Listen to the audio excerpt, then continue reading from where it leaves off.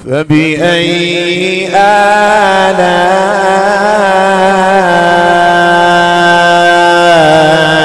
ربكما تكذبان.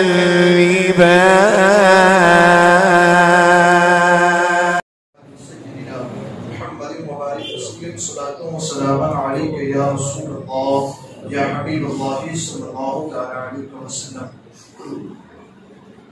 سورہ یاسین کا دوسرا رکوع بھی الحمدللہ مکمل ہوا.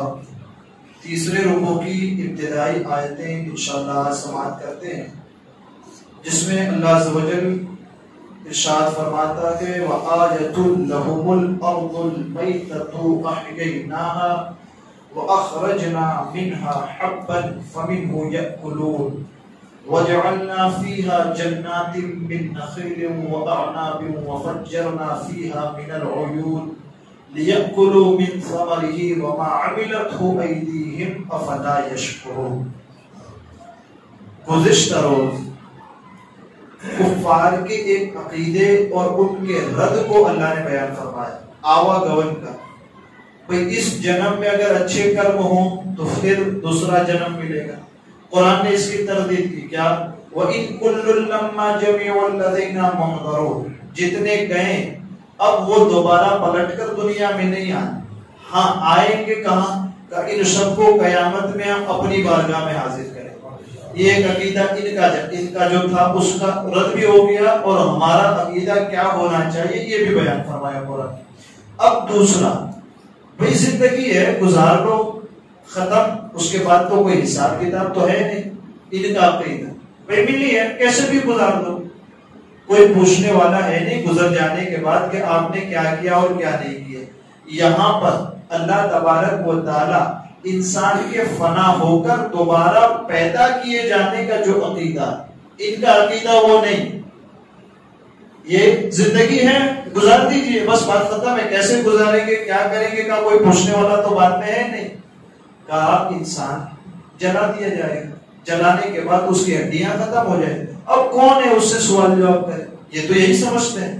پھر قرآن ان کے اس عقیدے کی تردید کر کے مسلمانوں کو، ایمان والوں کو کیا عقیدہ رکھنا چاہیے اس کے بارے میں بھی بتاتا ہے. ان کے عقیدے کا رد اور ہمارے عقیدے کی سچائی قرآن بیان فرماتا ہے. کس انداز سے؟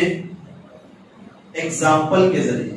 اب ایسے ہی نہیں، انسان کے دل و دماغ کے اندر کوئی چیز بٹھا دینی ہو تو پھر ہم ایگزامپل بھی دیتے ہیں نا. تو قرآن کا انداز جو ہم اختیار کرتے ہیں اصل میں، تو قرآن اب مثال دے کر بیان فرماتے ہیں. کیا لوگوں جو یہ کہتے ہیں کہ ہم اس زندگی کے بعد دوبارہ نہیں آئیں گے، دوبارہ نہیں اٹھائے جائیں گے، دوبارہ اللہ ہم کو پیدا نہیں کرے گا، تو کیا وہ یہ دنیا کی زندگی میں اس زمین کو نہیں دیکھتے ہیں؟ ایک بنجر زمین ہوتی ہے، ایک خالی چٹیل میدان ہوتا ہے، کوئی گھاس، کوئی درخت، کوئی پیڑ پودا نہیں ہوتا. اس پہ اچانک بارش آتی، اور بارش آتی ہے تو اللہ تبارک و تعالیٰ اس خردہ زمین کو زندگی دیتا ہے. کیسے دیتا ہے؟ کل تک تو کچھ نہیں تھا، بنجر تھی. آج جب اس پر آسمان سے پانی برسایا تو گھاس اگ گئی. کل کو پھر کچھ نہیں ہوگا، پھر کل یہ چٹیل میدان کر دیا جائے گا. اور اتنا نہیں کہ اس آسمان سے ہم نے اس پر بارش نازل کر کے مردہ زمین کو زندگی دے دی. اب اس زمین میں ہم نے بڑے بڑے باغات بھی لگائے. کیسے؟ کھجوروں کے باغات آپ دیکھتے ہیں کئی کئی کلومیٹر تک پھیلے ہوئے، اور انگور، دراگ کے باغ، گریپس، اس کے بھی بڑے بڑے باغات ہیں. یہ بھی ختم نہیں ہوتے. اور اس میں ہم نے ندیاں بہائی، پانی سے سیراب ان باغوں کو بھی کرتی ہے اور تمہیں بھی سیراب کرتی ہے. اس کے بعد کیا اتنا نہیں، یہ اگانے کے بعد تم کو کہا کیا اس سے فائدہ اٹھاؤ، اس پہ جو پھل لگتے ہیں وہ تمہارے کام آئیں گے، اس سے تمہاری زندگی چلے گی. جو گھاس اگتی ہے جانور اس کا استعمال کریں گے، اور ان جانوروں کو پھر تم استعمال کرو گے. تو ہر جگہ اس میں فائدے رکھیں تمہارے لیے. اس مثال کو دیکھو، کیا کچھ نہیں تھا تو ہم نے بنا دیا. اب جب ہم نے بنایا تو پھر دوبارہ ختم کر کے پھر بنائیں گے ہم اس کو. قرآن کی اس انداز کو سمجھے. قرآن کہتا ہے وَآیَةٌ لَهُمُ الْأَرْضُ الْمَيْتَةُ، اور ان کے لیے ایک نشانی ہم نے دی کہ وہ اس نشانی میں غور کرے. کیا نشانی؟ کہا کہ مردہ زمین کو فَأَحْيَيْنَاهَا، مردہ زمین ہو جانے کے بعد ہم اسے زندہ کرتے ہیں. أَحْيَيْنَاهَا وَأَخْرَجْنَا مِنْهَا حَبًّا فَمِنْهُ يَأْكُلُونَ، اور اس سے ہم اناج نکالتے ہیں.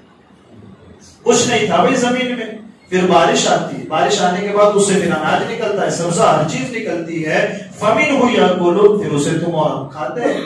اس کے بعد قرآن کہتا ہے وَجَعَلْنَا فِيهَا جَنَّاتٍ مِّن نَخِيلٍ وَأَعْنَابٍ وَفَجَّرْنَا فِيهَا مِنَ الْعُيُونِ، اور ہم نے اس میں کھجوروں کے باغات، ہم نے اس میں انگوروں کے باغات بنائے ہیں، اور ہم نے اس میں بہتے ہوئے چشمے بھی جاری کیے ہیں. لِيَأْكُلُوا مِن ثَمَرِهِ، تاکہ لوگ اس کے پھلوں سے کھائیں.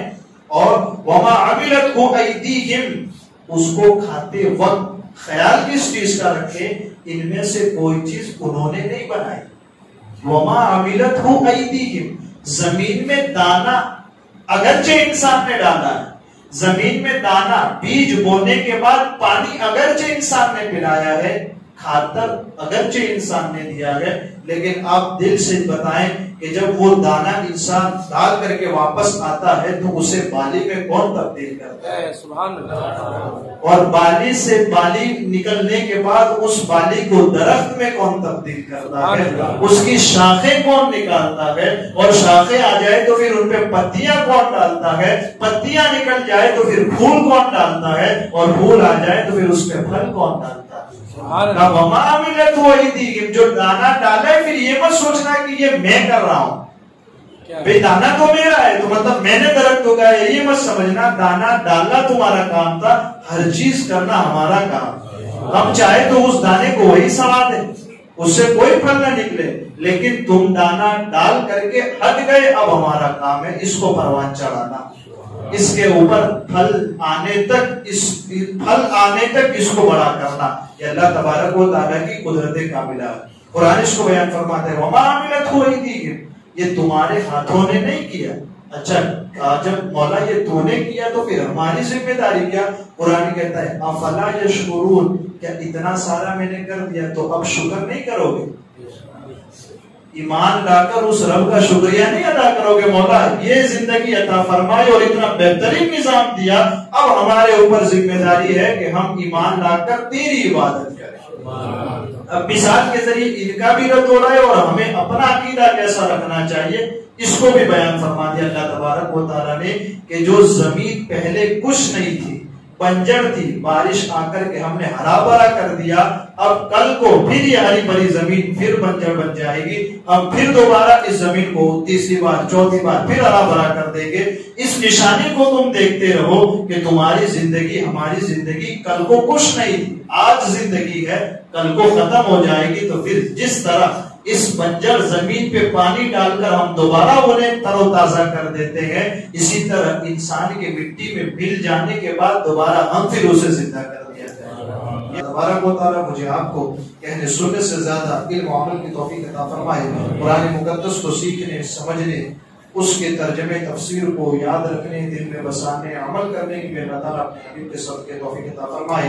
ہمارے کہنے میں، سننے میں عمدن سہون کوئی خطا ہوئی ہو اللہ عز و جل اسے معاف فرمائے. استغفر اللہ ربی من کل ذنب واتوب الیہ، وصلی اللہ تعالی علی خیر خلقہ محمد وعلی آلہ وصحبہ اجمعین.